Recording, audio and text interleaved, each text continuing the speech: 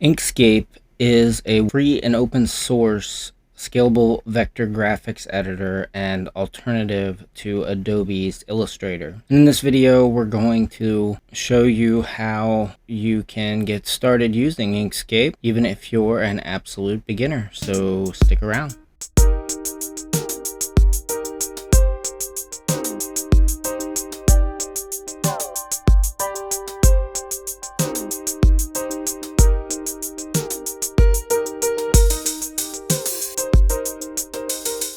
Hello, and welcome back to DS Tech Media. I'm Jay, and DS Tech Media is all about tech, specializing in open source. And in this video today, we're going to be doing a tutorial, assuming the viewer has no prior knowledge to Inkscape, and I'm going to show you what it is, how it works, how it's different from things like Microsoft Paint, Photoshop, or even GNU image manipulation program. You can get Inkscape at inkscape.org under download, and they provide downloads for Windows, Mac, app images for Linux. I am going to be using version 0.92. Version 1.0 is out, but I'm not using 1.0 because it doesn't work very well on my computer. If you do get an older version, it probably won't look very good. It'll look kind of outdated, and that's normal. I'm using it on Linux, so mine is affected by my system theme. It looks a little bit better than it normally would, but the new version looks actually very nice. I'd recommend going with that one. So as I mentioned before, Inkscape is a scalable vector graphics program. That means it works with SVGs or vector graphics rather than bitmaps or raster graphics. Most images are going to be bitmaps, so PNGs, BMPs, JPG and JPEGs, TIFFs, GIFs.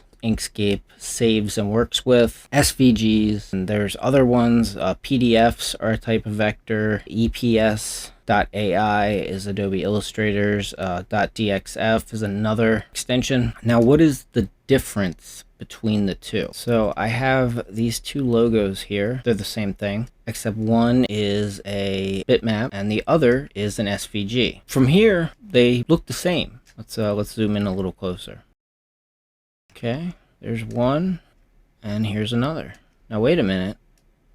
I'm sure you can see the lines when you zoom in on this one are very nice and crisp and clear, but on this one they get pixelated, and that is how we can tell this one is the bitmap. Inkscape is not like a painting or drawing program. One of the reasons that it's different, it works with objects and paths. Let me grab a tool here. So this is a rectangular tool, and if I double click this rectangle, we can grab these are called nodes, and we can reshape it. But in this top right corner here, this node is circular rather than square. We can click and drag this, and we can round the corners. Now this rectangle is an object. All of the objects and paths in Inkscape have a couple key attributes. Their fill and their stroke. This one on the left, this is the fill, this is the stroke color of the object. If I click this and then we open the fill and stroke dialog, we've got three tabs up top here. The fill tab, the stroke tab, and the stroke style tab. Now under fill, if we click X, there's no fill. But what we did have was a gradient. We actually had this gradient. If we hit flat color, it's no longer a gradient. And down here, we can click this edit gradient. We'll see these lines appear because we're now using the create and edit gradient tool. So if we drag this over, you can see that we're changing the direction and the intensity of the gradient. Now, let's say we want to change the color. That depends which end of the gradient line that we've selected. So here we're just fading into nothing. Over here we have the alpha channel or opacity, and if we select here and bring it up, brings that color up to its full capacity. It also changes the opacity down here. So if we lower the opacity of the color, the opacity of the object goes down with it. Let's say we change the color. Drag this, and now we've got a type of a teal color there. Now let's say we want to add a stroke to it. Go over here to stroke, We go over here to stroke style and we can adjust that, and the stroke will get thicker. Additionally, we could make our stroke a gradient. Also under stroke style, we've got the width, the dashes, and the markers. The markers are sort of the points or corners, but I usually just leave that alone. Here, we can change the makeup of the stroke. Can make it these dashes, change the sizes of them, pattern of them. Also, there's more than one type of gradient. This is a linear gradient, and this is a radial gradient. So with the radial gradient, it's a circular shape. These node handles here let you drag it and expand it. And just like with the other gradient, we can adjust the colors. There's still only two colors though, the center and the outside. We can also add additional points to the gradient and change those colors. And we can get as many gradients as we want. We could do like a tie-dye effect even. Down here, we've got blur. We could blur the object, and we can adjust the opacity. So I just wanted to go through that to give you a good idea of the main components. Let's now go over here to the tools. Okay, so regarding the toolbars. All right, so this is the toolbar. These are the options for the toolbar, and they will actually change depending on which tool you select. Okay, this is the control bar, and this is the secondary control bar. And in the control bar, you've got a new document. So you click that, you get a new window with the blank document. Open existing document, save document, print, import bitmap, and that's for importing an image into your document. Any type of picture, PNG, BMP. This is redo and undo tool. Copy, cut, paste, zoom to fit. So whatever object you have selected, the top will zoom to that object. This zooms to all objects, and this zooms to the document. Zooms into this because this is technically the document. Everything outside is outside of the document, and we can change that under document properties. We've also got group and ungroup. These are a group, and we ungroup, they become individual objects again, and group, they're going together again. With the select tool, you can move anything on the screen around. You can also resize it and skew it. However, if you want to maintain the aspect ratio or constrain, you hold Control and pull on the corner arrow there.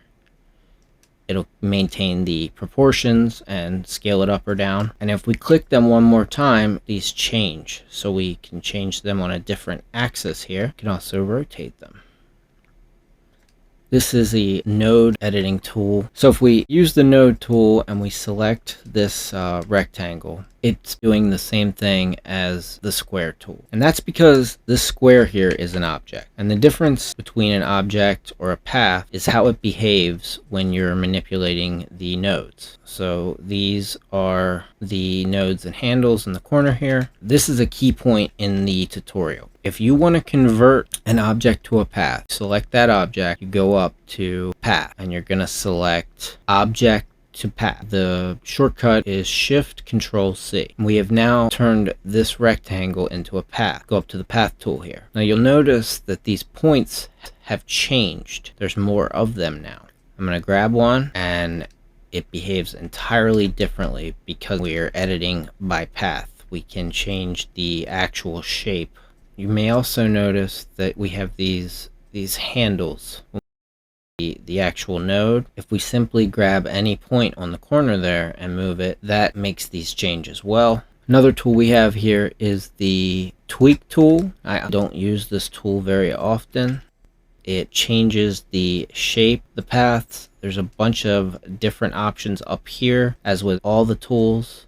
Very rarely will you actually have to hit the zoom tool, because let's say we've got the select tool or the node tool open. If we hit Control, then mouse wheel up or down, we're zooming in and out. Below that, we have the ruler tool, lets us measure angles and lengths of different things. The rectangle tool for drawing squares and rectangles we mentioned before.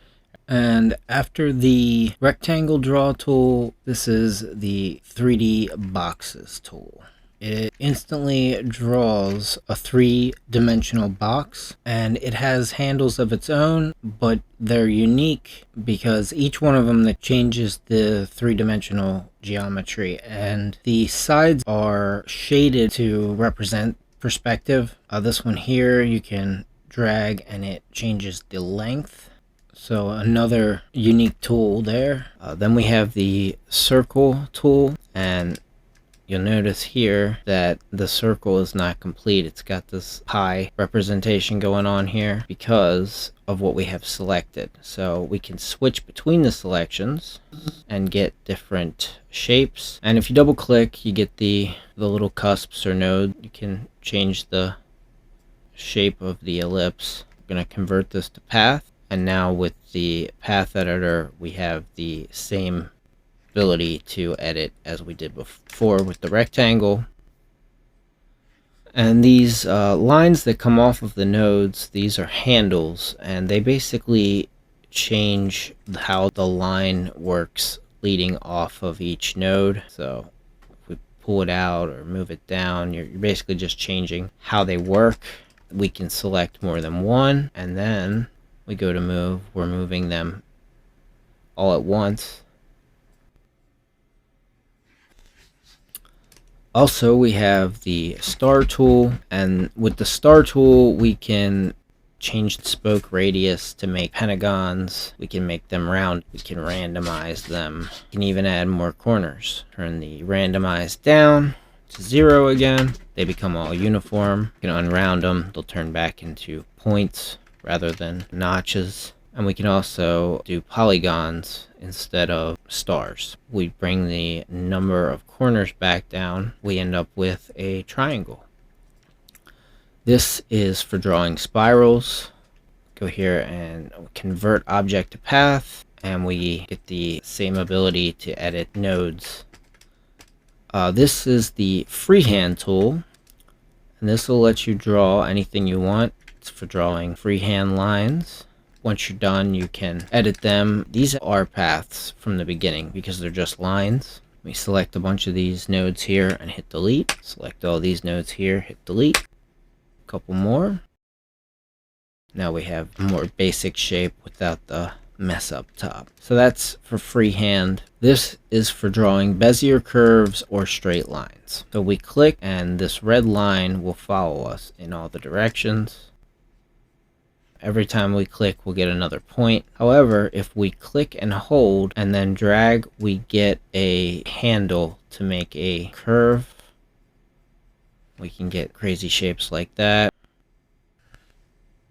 And that's a regular Bezier path. Up top here, we can do a spiral path. A spiral path keeps the geometry in a particular shape.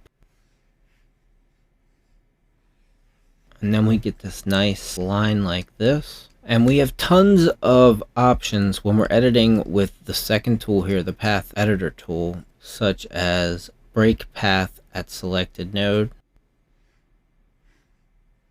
And now we have a tapering effect, almost like a plant would have, but we're still able to maintain the general shape. You can do a lot of cool things. There's a ton of different options. Like I said, this is an introduction video. I'm just trying to give you some basic concepts here. At the end of the day, this is a design tool. You can draw with it though. It's just not traditional drawing. The next tool is the calligraphy brush tool, and it does calligraphy brush strokes, and you have lots of options here such as mass. So when you turn the mass all the way down, it just lets you draw however you want. So you get these messy lines, but if we turn that mass up a little bit, it slows everything down and it makes it a lot easier to get a more crisp and straight line. Underneath the calligraphy tool, we have the text tool, and much like you would expect, lets you write text. and you can change the fonts and all over here.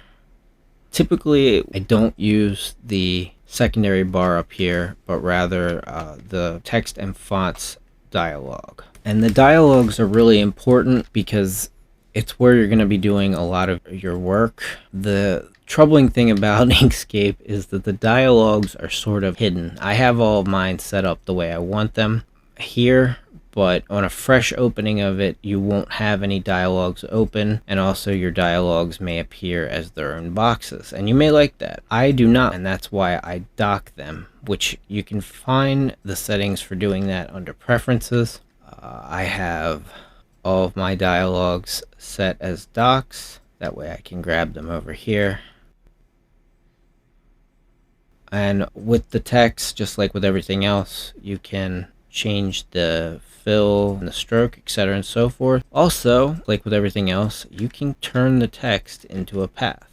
And once you turn it into a path, each letter becomes a path, and you can double click it and edit it with the node editor. Okay, underneath that, we've got the spray paint, which I'm going to select these real quick. Click the spray paint tool, and basically rapidly duplicates. Since we've already got a bunch of these here, I'm going to show you something else real quick. Over here we've got the align and distribute dialog, and it lets you rearrange a group of selected objects. You can do them randomly or unclump. Make all of the gaps centers equal. We can align all of their left edges or right edges or what have you. We can line them all up in a line. But if we had a bunch of objects and we wanted them, let's say we want to make the spaces between them equal, boom. We want them all on a flat horizon, boom. It's very useful for laying out things where you have multiple pieces. This is the erase paths tool. Let's draw a circle. Let's take this erase tool, and it'll erase right through it. And just by erasing, we're getting new nodes, new corners. Underneath that, we've got the fill tool. The fill tool works basically the way you would expect. If you have an empty space inside of something and you use the fill tool, it'll fill it. This is the gradient tool, which I already showed you that earlier. This is the mesh editing tool for editing meshes. I'm not going to get into that. I don't know much about the meshes. Color picker tool. If you have a fill dialog open, you go to the color picker tool, you select a color on the screen, it'll fill. It's essentially just redundant because you've got the fill dialog open. You can always click right here and you get the color picker tool that way as well. Then we have a diagram connector tool, and this is specifically for connecting diagrams, and it works kind of as you would expect. Another fundamental concept for Inkscape is path operations. Let's go ahead and draw a square and a star. I'm going to grab both of those. First, I'm going to do the object to path. We're going to need that for each set, and then we'll duplicate them. Also, page up and page down, raise or lower the object or path. Now I'm going to select them both. We're going to go up here to path. We're going to be looking at these 6 options here. This one's union. It's turned them both into a single path. Grab them both again. Go to difference. And you can see the star is now cut out. This one is called intersection, exclusion, division, and with division we end up with 3 separate pieces. And the final one is called cut path. It looks like everything just disappeared, but I still have something selected there, so I'm just going to click a color. But yeah, those 6 operations are extremely useful for doing lots of different things. And I also have this little chart here that shows you the functions illustrated. Okay, so I showed you these 2 images. This is actually a logo for a Linux distribution that I worked on, but the finished logo is this one here. And this incorporates a couple other really interesting features that I want to show you. So let me go ahead, I'm gonna ungroup it. And the difference between this one is the shadowing that you see here. And it's been done in layers. And we also have the shadowing here on the text. So to get the text to fit to the arch merge logo shape, we use the clip tool. So let's do,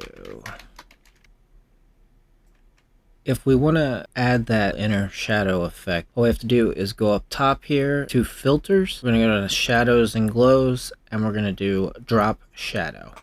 It's going to bring up the drop shadow dialog, and we're going to click live preview. But we can change the offset, change the color here under shadow type. There's inner, outer cutout, inner cutout, shadow only, and outer. We want the inner shadow, obviously. Bring that blur radius down. Now let's say we want to fit it into the logo. Let's position it the way we want it. Okay, once we have it where we want it, we're going to duplicate the shape here. We're going to set that above the text, and then we're going to select both of them. We're going to right click, and we're going to go to set clip. Boom.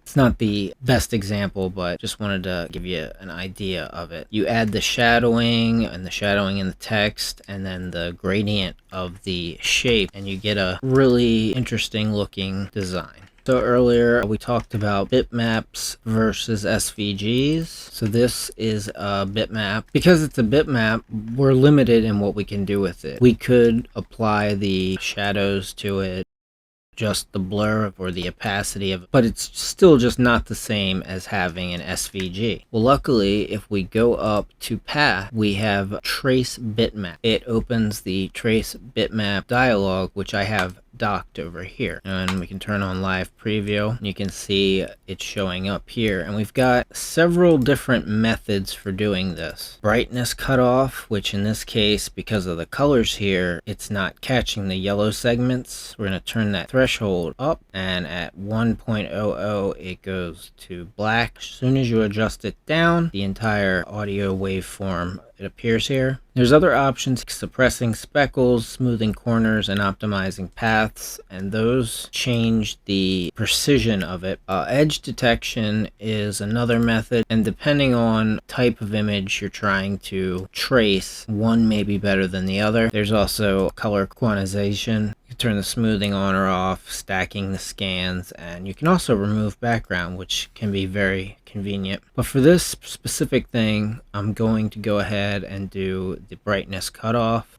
and just like that, we now have an SVG copy. And you can do this with just about any SVGs. Your results may vary depending on the image, but now we can duplicate the colors if we wanted to, or do different colors if we wanted to. Do a radial gradient, and you can barely tell one from the other. Now we have all kinds of other capabilities, like changing how the gradient is or changing the colors of the gradient. The ability to trace bitmaps and turn them into SVGs is a very powerful feature. And that's it for the introduction to Inkscape. Obviously, there's hundreds of other functions that if I was going to do a tutorial on everything that Inkscape can do, there would just be, it would be hours long. I just wanted to do this as sort of an introduction so that people hopefully understand why I speak about it so much. If you follow me on Minds or social media, I talk about it quite regularly because it's one of my favorite programs. Graphics design is a big part of my background and something that I still use even when I make these videos. This screen you're looking at, everything on this, my logo and the layout and all that, it's all done with Inkscape. But I'll plan to do more specific types of lessons in the near future. Hopefully you have a better grasp of Inkscape. Maybe this got you interested in it and you'll want to try it out for yourself. It's an extremely powerful program, and I highly recommend it. Let me know what you think. If you have any questions, leave a comment below. As always, I'd love to hear from you. And if you like this video, consider hitting that thumbs up button and maybe also sharing this video on any of your social media platforms. And if you'd like to see more videos about other things tech related, consider hitting that subscribe button, as I always have lots more in the works. And check out some of the other videos on the channel. There's tons already there. I thank you for watching DS Tech Media, and I'll see you in the next one.